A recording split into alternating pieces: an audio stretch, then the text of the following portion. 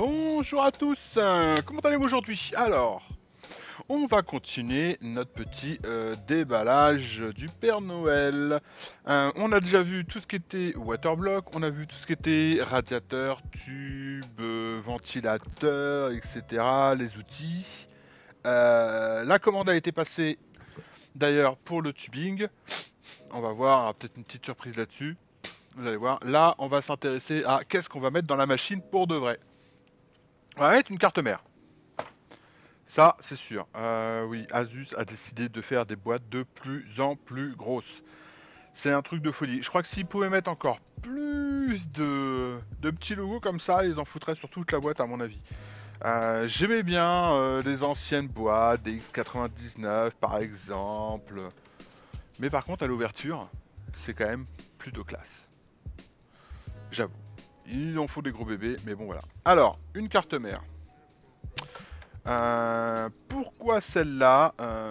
La réponse est toute simple. Il n'y en avait pas 45 000 qui faisaient ce que je voulais. C'est-à-dire... On va vous la montrer dans le bon sens. C'est-à-dire, voilà. 8 ports USB 3. Et ça, quand on fait du stream et qu'on a 2 voire 3 caméras, qu'on veut balancer du 1080p par exemple, le hub USB ça marche plus très bien. Quand on a comme moi 25 milliards de périphériques USB pour le Sims Racing, les tachymètres, les doubles écrans, les hitbox, les button box, etc. Boîte de vitesse, pédalier et j'en passe, ça devient la mort. Enfin voilà, ça devenait pénible, c'était un enchevêtrement de câbles et tout, des hubs USB dans tous les sens. Voilà, il me fallait une carte mère avec au moins 10 ports et donc j'ai trouvé ce petit bébé là qui bien sûr, hein, vous inquiétez pas, elle aura quand même sa petite carte fille ici, non ici d'ailleurs je pense, plus ici, le plus bas possible pour être caché. Elle aura quand même sa petite carte fille avec 4 ports, 5 ports USB 3 pardon. Mais voilà. Bon, une carte mère somme tous classique. Il y a eu énormément de reviews sur la Cross R7. Donc on va pas trop en parler. Une des rares spécificités, c'est la seconde alimentation ATX qui demande un 4 pins en plus. Ça, j'avais pas, clairement. Pour moi, c'est une petite nouveauté. Le waterblock qu'on a vu va venir englober les étages ici, en toute logique. Je dis bien en toute logique parce que je ne l'ai pas monté dessus, comme vous voyez, hein. Petite saleté. Ah non, ah ok d'accord. C'est collé comme ça. Donc voilà, donc à voir, parce que là on a quand même des gros dissipateurs, donc voir tout ce qu'il va falloir enlever pour monter le waterblock dessus. On pourra utiliser notre petite bombole, vous voyez, pour enlever l'autocollant proprement et ne pas abîmer le matos, ça pourrait être pas mal. On a les différentes connectiques pour en 4 pins le RGB classique. Alors par contre je sais pas si ça va être un peu la mouise à vous montrer avec les reflets. Enfin bon, en 4 pins en haut pour le RGB classique et en 3 pins pour l'adressage. Et on a la même chose en bas. Donc au niveau de la carte mère, si je la pose comme ça, on va la mettre d'ailleurs légèrement en plus. Encore. Voilà. On a ici en haut le RGB classique, juste en dessous le RGB adressable, et ici pareil, le RGB classique et à côté le RGB adressable. Dans tout le tout-team qui fournit, on va bien sûr avoir le petit connecteur qui permet de brancher les câbles du boîtier à ce petit connecteur et ensuite on n'a plus qu'à enficher le connecteur dedans. On a les resets, les boutons start, les boutons LN, les différentes prises de mesure qu'on veut souder. Deux ports M2, alors un ici là-dessous et l'autre ici. Donc 2 ports M2, je ne pense pas que nous utiliserons les deux, sachant qu'il y a déjà un stockage de malade sur cette machine, qui sera certes utilisé, mais soit, ça commence quand même à faire beaucoup. 4 barrettes mémoire, et puis voilà, quelque chose de tout ce qu'il y a de plus classique. Alors, on va remettre ça là-dedans. On a un truc encore au fond ou c'est juste... Non, c'est juste de la déco pour faire joli, pour faire croire qu'il y a encore un cadeau en dessous. Ouais, c'est la petite image. Il y a un cadeau en fait. Il y a un cadeau les amis. Il y a des stickers. Il y a des stickers dans tous les sens. Des petits stickers ici pour mettre sur vos câbles SATA. Et puis bah, des stickers où j'ai passé l'âge, on va dire ça comme ça. Personnellement, le Do Not Disturb, voilà. Hein, ah, c'est fait. Différents Rogue, Republic of Gamer. Ouais, celui-là à la rigueur, il pourrait être stylé. Mais bon, ce n'est pas pour nous. Le petit papier qu'on trouve toujours partout et que personne n'utilise. Ça c'est pas mal. La petite promo pour câble mode. Ça c'est pas mal du tout. Très sympa de votre part, Asus. À se demander si c'est pas votre boîte à vous aussi. 20%. Ça va être utilisé, je vous le dis. Une documentation. Oh là là, une documentation de carte mère. Vous y croyez vous? Bah arrêtez de pleurer parce que en effet c'est pas le cas. C'est fini le temps des vrais manuels en français où on t'expliquait ce que quoi faisait. Maintenant c'est tu te débrouilles. Mais encore une fois, on a des super forums. Hein.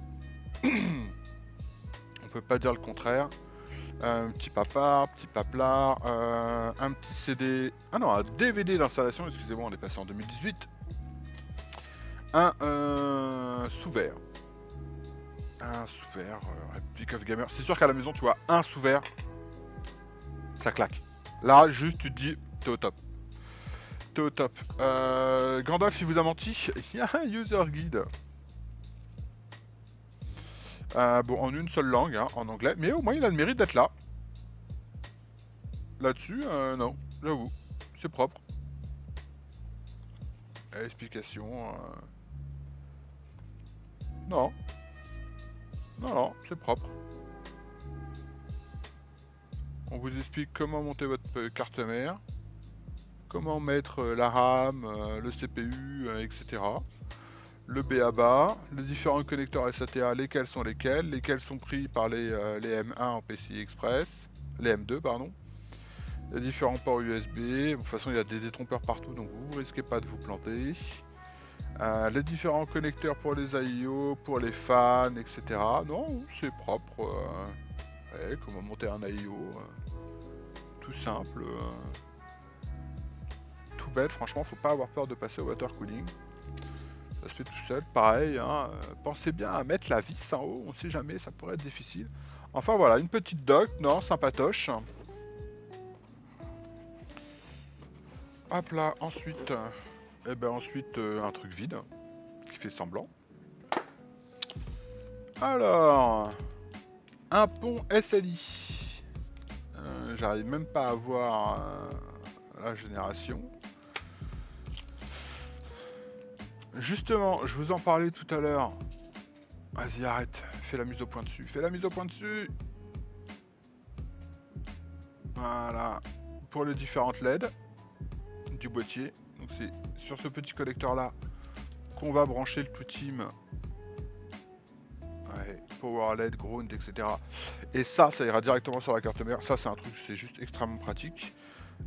Les petites micro-vis pour les M2. Il y en a deux, hein, je vous mens pas, il y a deux ports M2, donc il y a deux séries de vis. Voilà. Et puis du câble SATA. Câble d'extension pour du RGB adressable. Autre câble SATA et câble d'extension pour du RGB classique. Bon, c'est pas vu la gamme de la carte mère, c'est pas insane non plus, hein, le package. Je ne le vous cache pas, parce que par exemple que deux seuls câbles SATA, que je dise pas de bêtises, non 4 pardon, deux coudées, deux droits, 4 câbles SATA, bon, ouais, une seule rallonge de chaque, une seule rallonge pour le RGB, ça pique un peu quand même. Ça pique un petit peu quand même. Je voudrais pas dire, mais ça pique un petit peu quand même. Enfin bon, ça c'est pour la carte mère. Qu'est-ce qui va s'éclairer ça va s'éclairer là, le crosshair. Ça va s'éclairer. Et peut-être bien... non, c'est du design ça. Ça c'est du design sur la partie en alu. Donc ouais, donc ça va s'éclairer et ça va s'éclairer. Et les rades... est-ce que c'est un dissipateur? Il est possible que celui-là soit un cache-misère et il est aussi possible que ce soit un dissipateur pour SSD NVMe en S2, en M2. C'est bien possible. Les ports PCI sont renforcés de chaque côté, ça devrait pas plier. De toute façon, la carte mère sera comme ça dans le boîtier. Donc nous on n'aura pas de poids en latéral, on aura un poids vers l'arrière. Ça craint rien. Le design de la boîte quand même, vous voyez, qui se... Enfin non, d'ailleurs, vous voyez pas, c'est pas grave, attendez, bougez pas. Voilà. Et qui se déploie, et puis l'intérieur se renferme dedans, ouais, bon, ouais, c'est joli. C'est mes filles qui seront contentes, je pense. Une boîte magique, avec un double fond. Donc ça, c'est pour la petite carte mère, la Crosshair. La carte graphique, la boîte est encore plus grosse que la carte mère, comme ça au moins c'est simple. Une petite Zotac. Hop.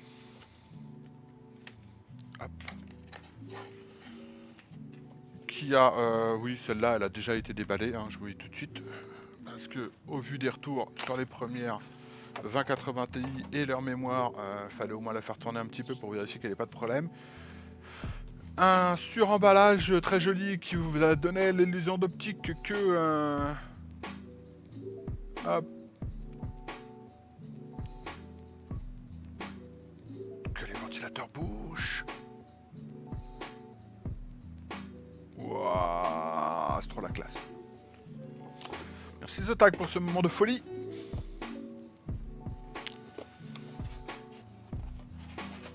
On va pas toucher la lampe, on va pas toucher la lampe. Et là tu te dis, ah, c'est quoi Spins? Bon d'accord, ok, eux aussi c'est des petits coquins, en fait, souvent deux. Un CD DVD, j'ai pas regardé si c'était un DVD ou un CD, de toute façon je les ouvre jamais. Donc c'est pas grave. Deux magnifiques accessoires. Voilà, si vous avez une vieille alim, vous avez des connecteurs.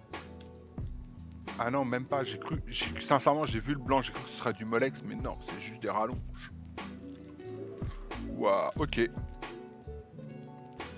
Donc si vous n'avez pas une double, pam pam pam, vous pouvez la récupérer dessus. Donc deux dédoubleurs. C'est fini le temps où vous aviez des adaptateurs DVI, des adaptateurs VGA, etc., etc., etc. D'un autre côté, on est au 21e siècle. 2019 nous sourit. Il n'y a plus vraiment lieu d'être. Donc voilà le bébé en lui-même. 3 ventilateurs. Vous voyez, c'est bien épais. Hein. Ça prend plus que 2 ports. Et nous, à l'arrivée, elle devrait être fine comme ça. Un port et demi, même pas. Peut-être un port. Ah, peut-être pas un port. Ouf.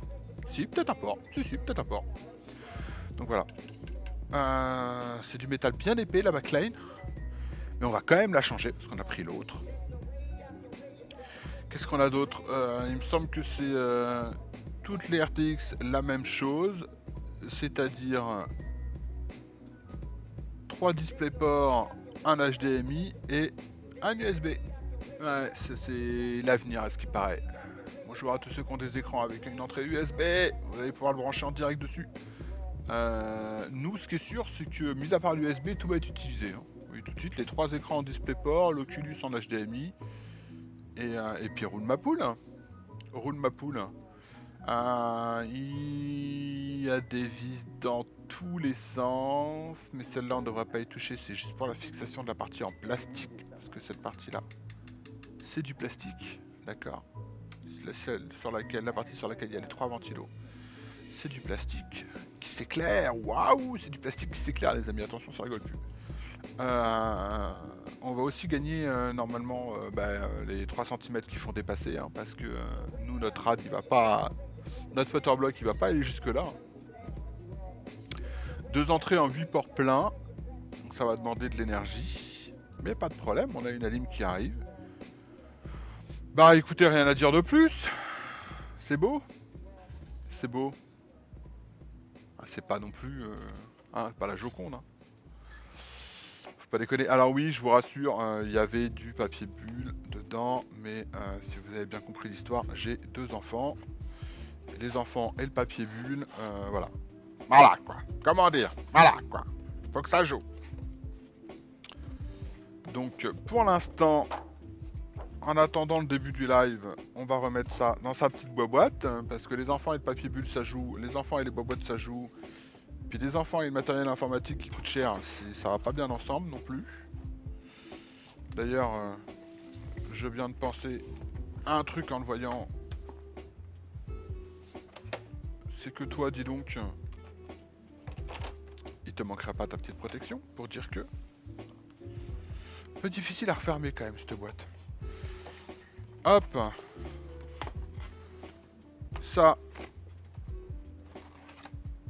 Donc on vous prévient, hein, c'est du VR ready, c'est Spectra, donc on peut allumer tout ce qu'on veut. C'est compatible Firestorm pour l'overclocker encore un peu plus.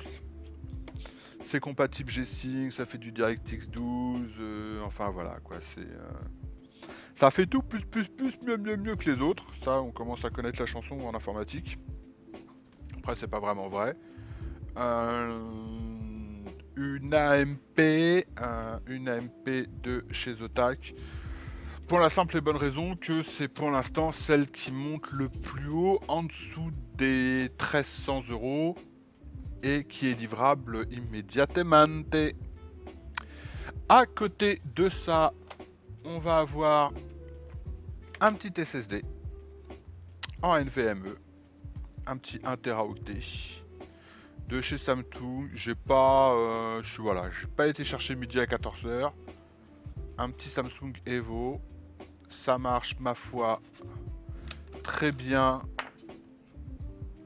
J'en avais pas sur l'ancienne config, j'en avais sur celle d'avant. Un Crucial, il me semble que j'avais pris. Donc voilà, c'est tout petit, c'est tout rikiki. La petite bouteille magique qui va nous servir à virer et à faire sauter la garantie, bien sûr. Cet innombrable sticker qu'il y a au-dessus. Parce qu'on va lui rajouter un petit rad. Et ouais, ça va, ça. Ouais, on va chauffer un peu quand même. Hein. On va chauffer un peu la bestiole. Parce que ça m'étonnerait que ce plastique un petit peu métallisé là apprécie beaucoup d'être compressé, et puis les pads thermiques vont faire que chi là-dessus. Bon, c'est tout qui a 1 Tera. Voilà, 1 Tera. Je sais pas si on fait plus petit, je crois pas qu'on fasse plus petit en 1 Tera. Mais bon voilà, 1 Tera. Avis aux amateurs de clés USB, le jour où est-ce que vous nous faites un truc propre, hein, parce que y en a qui ont besoin de capacité. Donc là-dessus on va mettre un OS.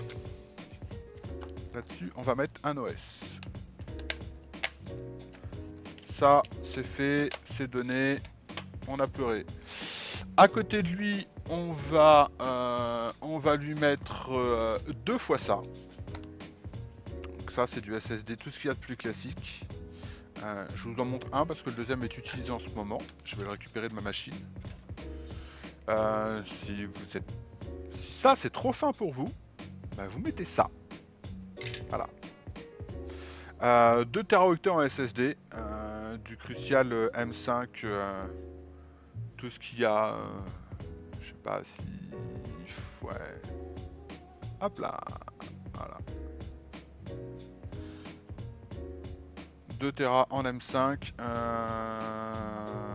Donc on aura 4 Teraoctets en SSD sur la machine. On va récupérer le disque de 2 Tera actuel. Hop, c'était dans l'autre sens. Merci monsieur, madame. Donc ça va être pour le stockage. Donc 2 SSD et un NVMe M2. Là on va aussi virer tous les stickers, ou en tout cas au moins celui-là, ça c'est sûr. On va lui coller un petit wrap carbone qui devrait être pas dégueulasse. Pour alimenter le processeur, on a de la RAM bien sûr. Sinon, vous comprenez bien que ça va pas beaucoup marcher. Je vais en ouvrir qu'un sur les deux, je vous le dis tout de suite. C'est les deux mêmes de toute façon.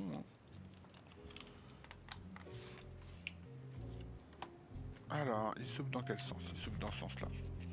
Du G-Skill en 3200 CAS14 RGB Auracic.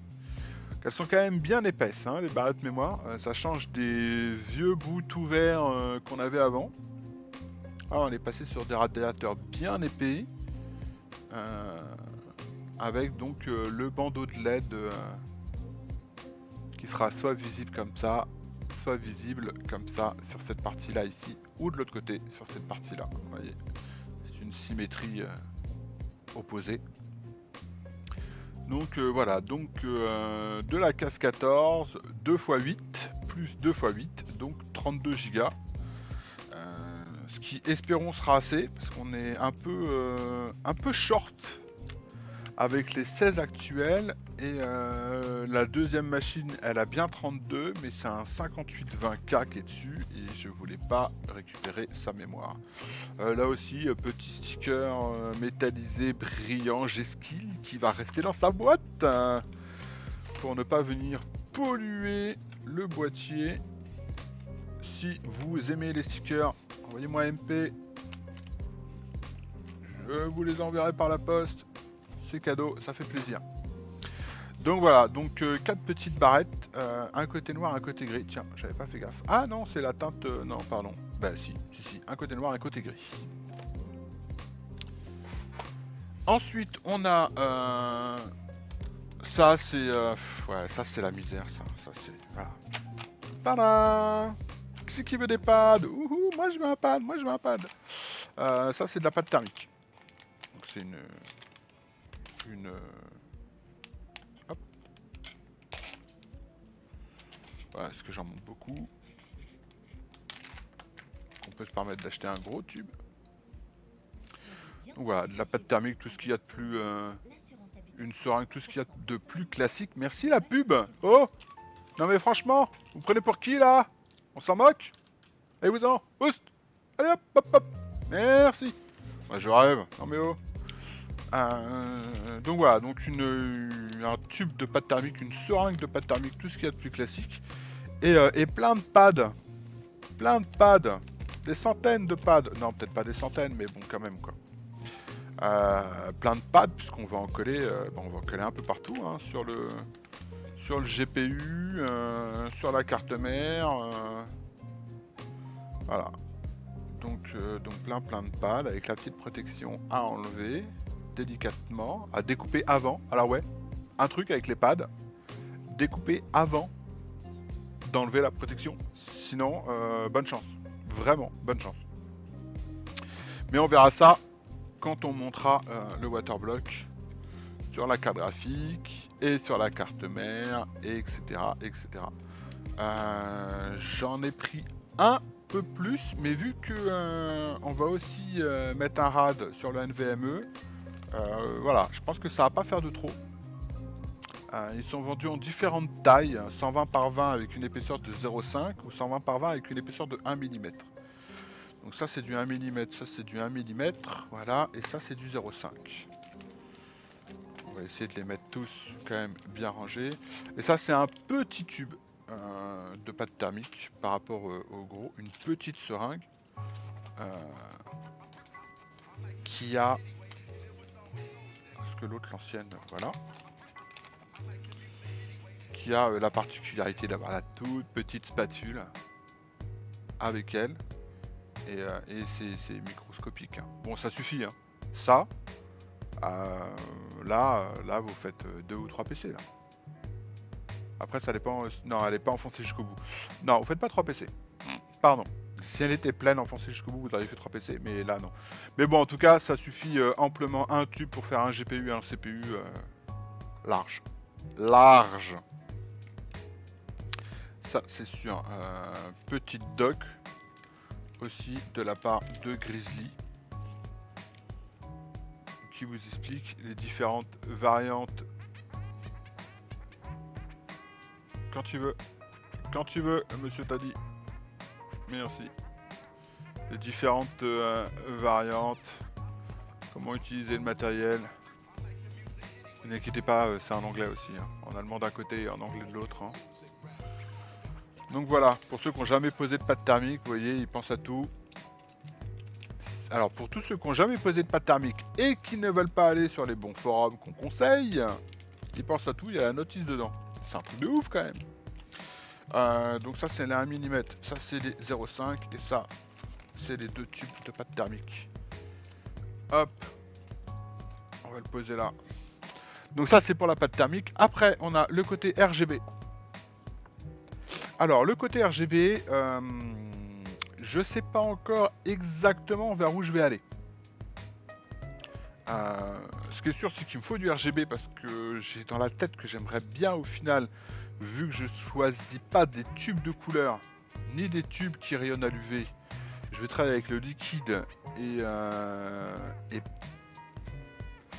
j'aimerais bien peut-être passer sur du liquide transparent, simple, tout bête, sans colorant, mais justement jouer avec le RGB pour avoir 2 teintes différents, un bleu quand la machine ne fait pas grand chose et un rouge vif quand la machine bosse à fond. Enfin bon, on verra ça plus tard. Donc là j'ai pris un terminal de chez Asus pour la simple et bonne raison que ça coûte moins cher d'acheter l'ensemble avec le contrôleur que d'acheter les câbles en plus. Voilà. Donc on a un contrôleur sur lequel on va mettre 4 sorties, donc 4 headers RGB. Ça se connecte en externe, vous avez une allume, ou en interne avec un micro USB, parce que ça vous permet aussi d'avoir une sorte de système à la Ambilight de chez Philips autour de votre écran. Merci Asus pour la petite doc dans toutes les langues. Oh, d'accord, pour la petite doc dans toutes les langues du monde et de la Terre. Sur comment ça marche, et voilà, c'est que ça là, les deux ensemble, ah ben, ça coûte plus cher qu'avec le contrôleur. Donc bon, au final, écoute, on va prendre le contrôleur et puis voilà quoi. Hein, on sera bien, on sera tranquille.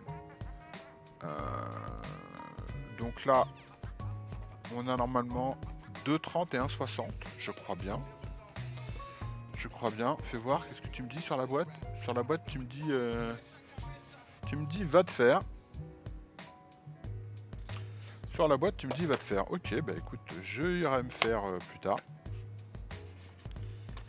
Hop. Et hop là. Donc ici, on a l'alimentation pour mettre le... je vais vous la mettre là. Le petit boîtier en externe derrière votre écran de PC, par exemple, pour avoir un joli halo de lumière. Suivant si l'angle en haut à droite de votre écran est rouge, bah, les LED vont s'allumer en rouge juste dans ce côté-là. Si le en bas à gauche il est vert, ça va simultanément s'allumer en vert en bas à gauche. Enfin voilà, vous pouvez faire des trucs un petit peu space, mais ma foi, plutôt sympa. Après, faut apprécier, hein, bien sûr, mais plutôt sympa dans le sens où ça réagit plutôt bien quand même. Hop là. Qu'est-ce qu'on a d'autre? On a 2 velcro. Bon, 2, hein. Alors d'habitude on en a quelques-uns aussi avec la carte mère, mais maintenant ils sont en rupture de stock apparemment, donc ils t'en filent que quand tu achètes les accessoires additionnels. Donc 2 petits velcro Republic of Gamer. On a l'USB, micro USB. C'est pas mal, mais ça veut dire qu'il faut faire ressortir le câble.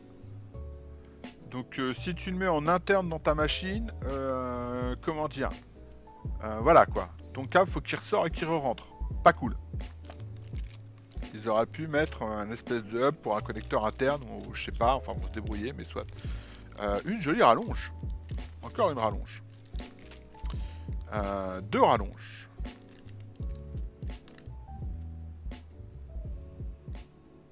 Connecteur, d'accord. En fait, on va s'amuser avec le zoom de la caméra, quand tu veux. 3, 4, 5, non, oui, peut-être. À 14, tu me dis oui. À 14, tu me dis oui.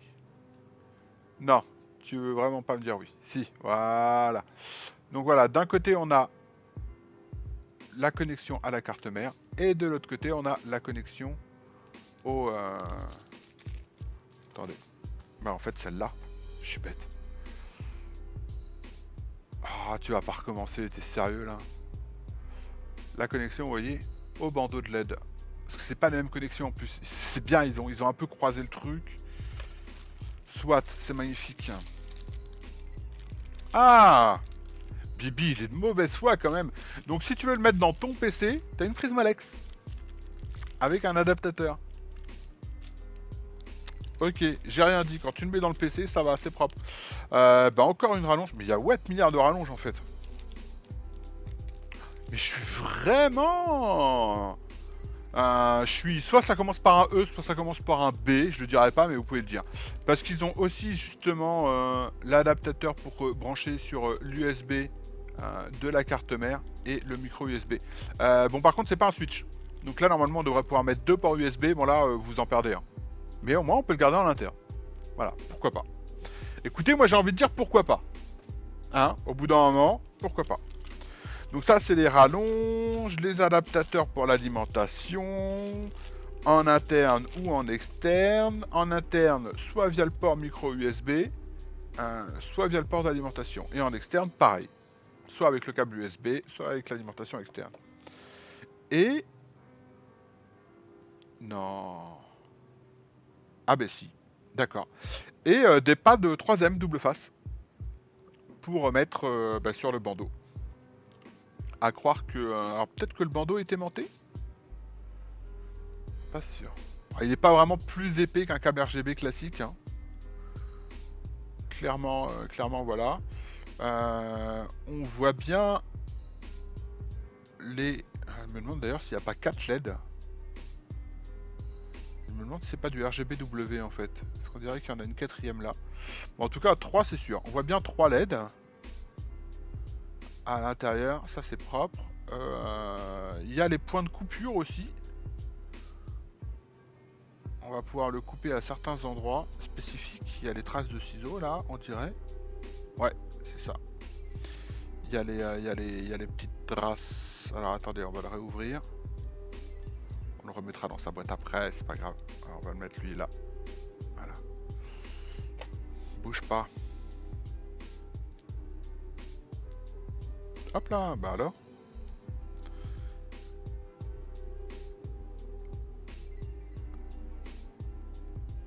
Ah bah dis donc, c'est collé.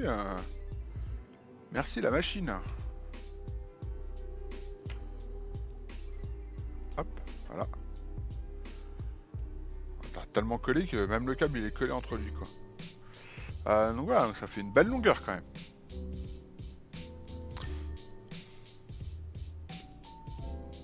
Et donc je me demande si c'est pas... Ah, faudrait voir. C'est bizarre parce qu'on dirait vraiment une texture légèrement aimantée. Assez lisse d'ailleurs, même très lisse, même trop lisse pour mettre ça, j'aurais tendance à dire, mais bon, je pense que ça a été prévu pour. Il y a des petits ergots pour la... pour tenir... Viens ici, hop là. Il y a des petits ergots. Ici. Ici. Pour tenir la prise, c'est bien vu. Et donc pas n'importe où. Pas n'importe où, mais là vous voyez, on peut couper. Donc au minimum, vous aurez cette longueur là, hein, vous ne pourrez pas couper avant. Eh, quand je vous dis que... Si, bah oui, c'est aimanté. Ah ouais, c'est aimanté. Ah yes. Non, ça c'est propre. Ok, alors je sais pas où sont tous les aimants. Mais là, il y a un aimant. Là, il y en a un. Là, il n'y en a pas. Là, il y en a un. Ok. Là, il y en a un. Là, il y en a un. Là, il y en a un. Il y en a un sur chaque... D'accord, il y en a un sur chaque truc... Attends, on va refaire l'essai là. Ah non, il y en a un là. Ah non, j'allais dire, il y en a un sur chaque truc... Ah, ils ont été ballots. Ah, sérieux, ils font un dessin rogue, tu vas pas me dire qu'ils auraient pas pu coller l'aimant sous le dessin rogue? Non, ils ont mis l'aimant sur celui d'à côté. Ok, donc celui qui est juste après le dessin rogue a un aimant. Donc ici, il y a un aimant. Ici, il y a un aimant. Ici, il y a un aimant. Et pareil tout le long. Et donc là, on peut couper. Là, vous avez la possibilité de couper votre câble. Et bien sûr, un début et une fin pour les chaîner. Donc les rallonges, vous n'êtes pas obligé de les mettre de la carte mère jusqu'à lui. Lui, là, vous pouvez lui mettre une petite rallonge de 15-20 cm pour aller sur votre boîtier. Hop, hop, hop, tac, tac, tac, tac, de soin, on fait le tour du boîtier. Et puis pour aller sur la façade de l'autre côté, hop, une rallonge. Je vais de l'autre côté, et de l'autre côté, hop, après ma rallonge, je rebranche le deuxième. Et ici, le deuxième câble. Et on a fait les deux parois de son PC. Non, c'est plutôt pas mal. Bon, le fait qu'il soit aimanté, sincèrement, c'est insane. Parce que pour le placement, ça veut dire qu'on va vraiment pouvoir faire ce qu'on veut. Et le placer comme on veut, ça, super bonne idée. Donc à côté de ça, Bibi, il avait racheté un autre. Alors j'adore les boîtes comme quoi Asus, franchement, au niveau marketing, voilà quoi. Ils te font des boîtes, je sais pas combien coûte la boîte dans le produit, combien de consommation énergétique et de pollution est-ce qu'il faut pour nous faire des boîtes pareilles. Mais bon, soit. Donc j'en avais acheté un, séparément, que j'ai pas réussi à me faire rembourser. Malheureusement, ça faisait un peu de temps. Et puis quand j'ai vu qu'il était en adressable RGB, je me suis dit bon, ok, d'accord, donc on va le coller sur sur la carte mère directement, machin. Et puis je me suis dit, ah, mais 60, ok, mais il m'en faudra un autre. Et puis ben, quand j'ai vu le prix de l'autre tout seul et le prix de l'autre avec le boîtier, j'ai fait ok, d'accord. On va direct prendre le boîtier, ça va être 1000 fois plus rentable. Alors par contre, au niveau du unboxing de cette boîte, ok, elle est là. Voilà. Hop là, il y a quoi d'autre? Oh. Oh. Une rallonge? Viens ici toi. Une rallonge? Dites-moi pas que c'est pas vrai. Encore une rallonge? Ouais, une rallonge. Ah, et la même en fait. C'est pas... Non, ça c'est pas une rallonge. Ça c'est le connecteur carte mère.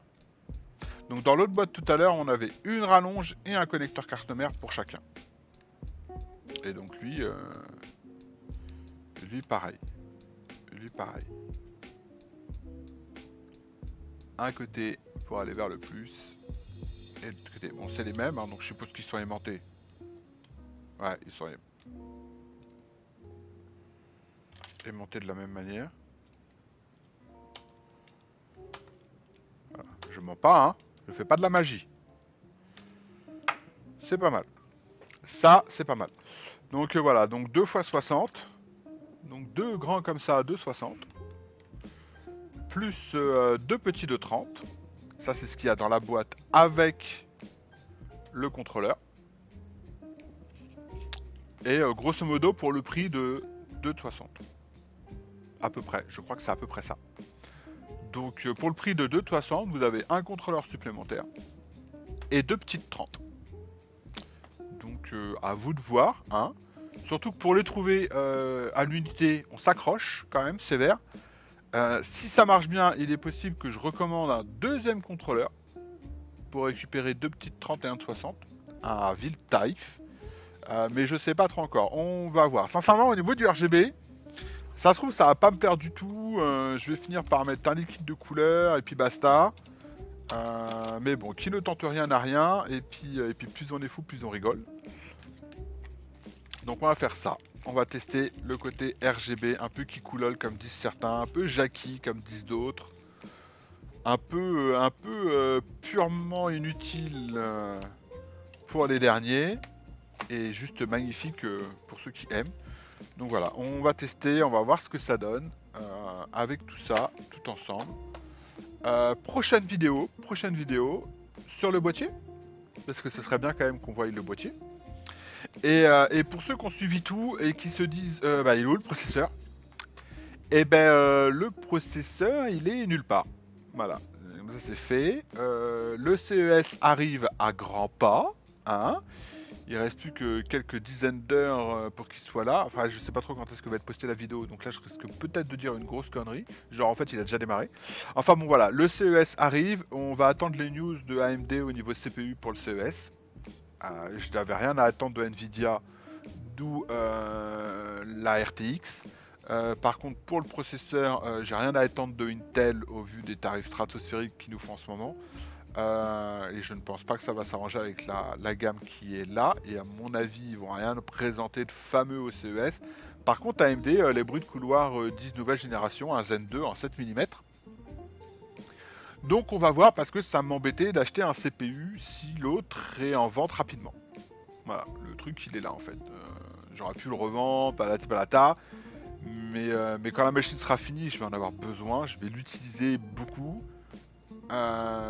Donc voilà, je voulais pas repartir sur du on arrête la machine, on fait une vidange, on démonte le tubing, on reprend les mesures pour le nouveau tubing, etc. Donc on va attendre, tout simplement, on va attendre le CES et vu que la première vidéo est annoncée en live lundi 14 janvier, en toute logique, on devrait avoir notre réponse, les amis. Donc voilà, je vous fais des gros bisous, portez-vous bien. J'espère que pour vous aussi le Père Noël aura été aussi gentil qu'avec mon humble personne, même si il n'a pas beaucoup participé, mais bon, soit quand même, un petit peu. Donc voilà, venez nous faire un petit coucou sur le Discord, et puis bah, bonne fin de journée, bon week-end, et on se retrouve dans 2 jours normalement pour parler du boîtier. Ciao ciao.